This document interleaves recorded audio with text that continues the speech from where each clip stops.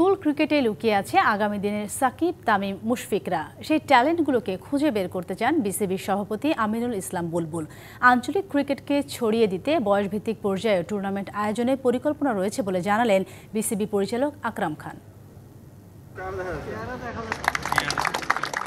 ক্রিকেটে নতুন প্রতিভা তুলে আনতে আঞ্চলিক ক্রিকেট চালুর পরিকল্পনার কথা জানিয়েছিল বাংলাদেশ ক্রিকেট বোর্ড। তারই ধারাবাহিকতায় চট্টগ্রামে প্রথমবারের মতো শুরু হয়েছে ফ্র্যাঞ্চাইজি ভিত্তিক আঞ্চলিক টি-20 ক্রিকেট টুর্নামেন্ট। 11 দল নিয়ে শুরু হওয়া এই টুর্নামেন্ট দেখাচ্ছে আশার আলো।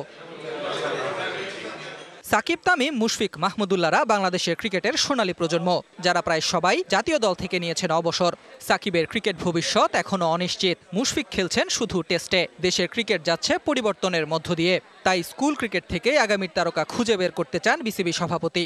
আগামী দিনের তামিম, সাকিব, মুশফিক, রিয়াদ এরা সব স্কুলে আছে এবং এটা আমাদের কাজ এবং আমার দায়িত্ব যে কীভাবে ট্যালেন্টগুলোকে আমরা নিয়ে আসতে পারবো। ডিসেন্ট্রালাইজেশনটা শুধুমাত্র ক্রিকেটের প্রতিযোগিতামূলক না, প্রত্যেকটা জেলা যেন তার নিজস্ব জেলার যে ক্রিকেট সত্তা আছে সেটা যেন তারা প্রস্ফুটিত করতে পারে।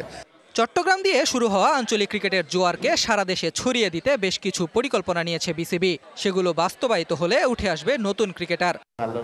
শিয়া বাটার ও ভিটামিনে সমৃদ্ধ লিলি বিউটি সোপ, তারুণ্যময় উজ্জ্বল ত্বকের জন্য।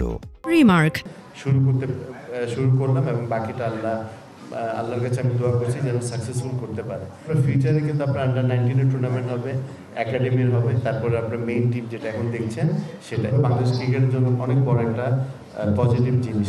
ঢাকা কেন্দ্রিক ক্রিকেট কাঠামোতে বাকি জেলা উপজেলার ক্রিকেটাররা পান না পর্যাপ্ত সুযোগ। তাই আঞ্চলিক ক্রিকেট চালু হবার পর এটি ক্রিকেটারদের জন্য বড় সুযোগ।